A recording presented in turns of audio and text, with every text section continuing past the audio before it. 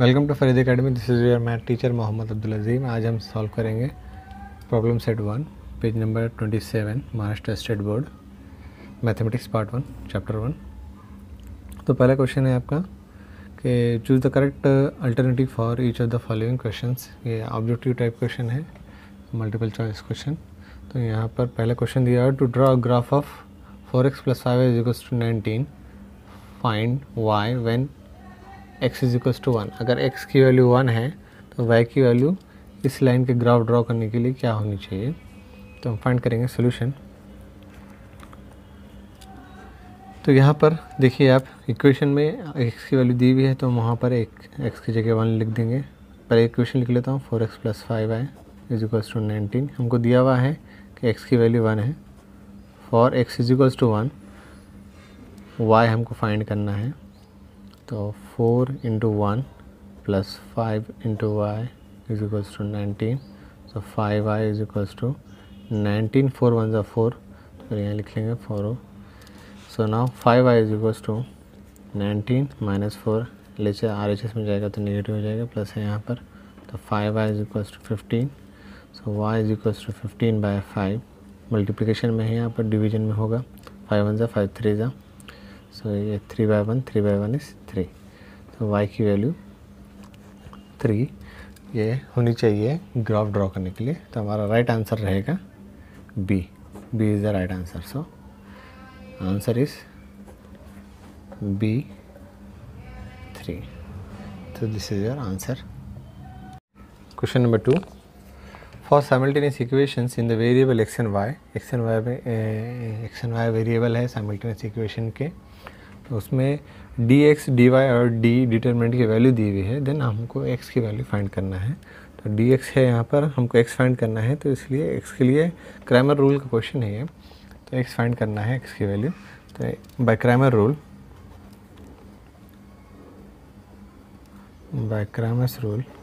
x = dx/d। तो dx की value है 49 और d की वैल्यू है आपकी 7। 7 1 = 7, 7 ज़ा, 7/1, 7/1 = 7। x की वैल्यू है आपकी 7। तो यहाँ पर कौन सा ऑप्शन करेक्ट है आपका? B option, A option is right. So answer is A 7। Question number 3 is find the value of determinant 5 3 -7 and -4। तो डिटरमिनेंट की वैल्यू फाइंड करना है, तो फाइंड करेंगे हम।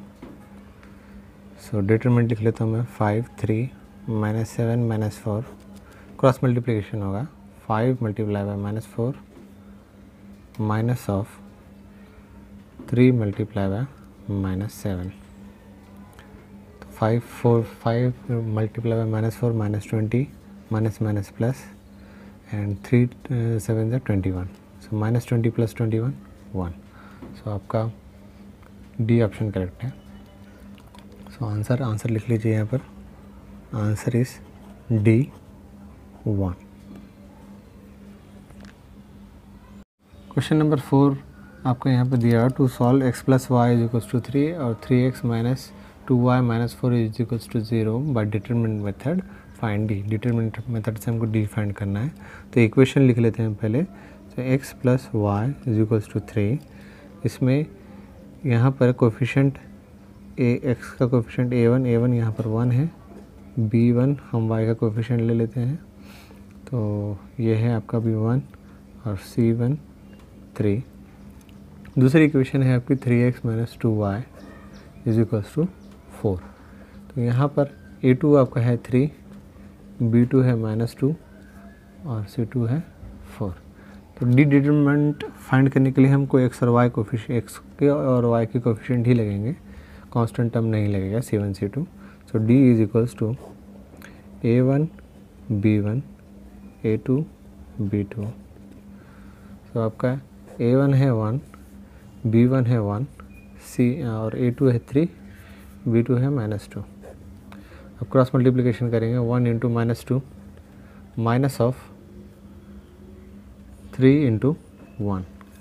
सो आपका यहाँ पर 1 - 2 ज़ा -2 और ये minus N as it is 3 1 ज़ा 3।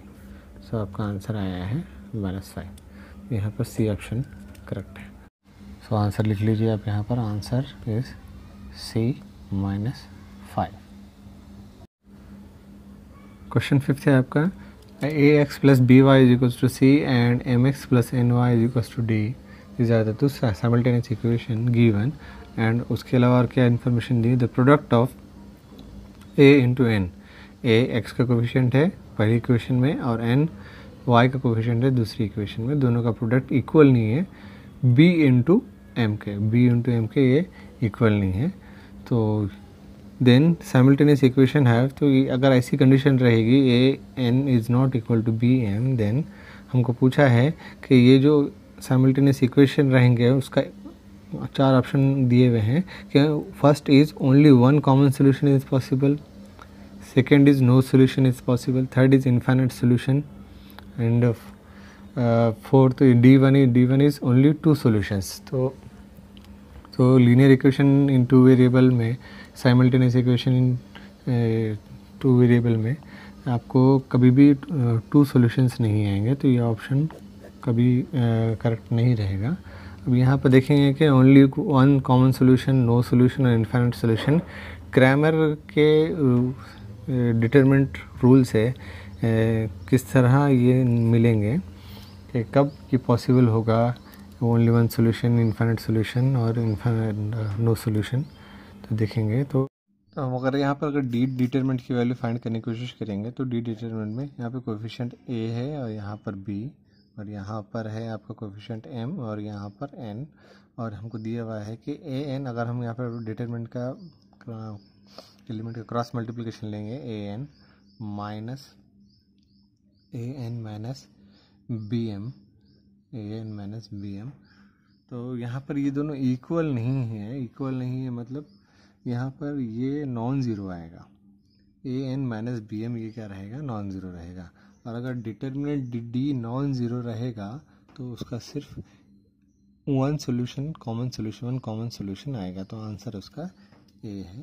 तो यहाँ पर लिख लीजिए answer, only one common solution possible है। तो ये नो सोल्यूशन और इनफाइनाइट सोल्यूशन कब आएंगे, तो अगर समझो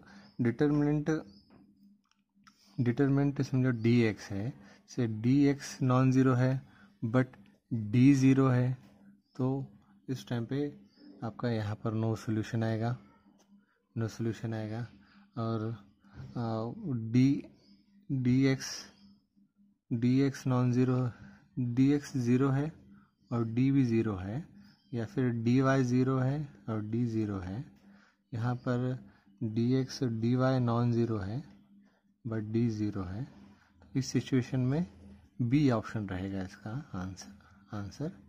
और यहाँ पर इस सिचुएशन में कि सभी डिटरमिनेंट ज़ीरो है, तो यहाँ पर ऑप्शन रहेगा इनफाइनाइट सोल्यूशन सी, इसका रहेगा इनफाइनाइट सोल्यूशन और इसका रहेगा नो सोल्यूशन। ये आपको एक्स्ट्रा में मैंने बताया है। इस क्वेश्चन का आंसर है only one common solution is possible, क्योंकि यहाँ पर A N is not equals to B M, तो ए एन बी एम की इक्वल नहीं है, मतलब ये डिटरमिनेंट नॉन ज़ीरो रहेगा। तो इस तरह यहाँ पर आपका क्वेश्चन नंबर 1 सॉल्व होता है प्रॉब्लम सेट 1 प्रॉब्लम सेट का।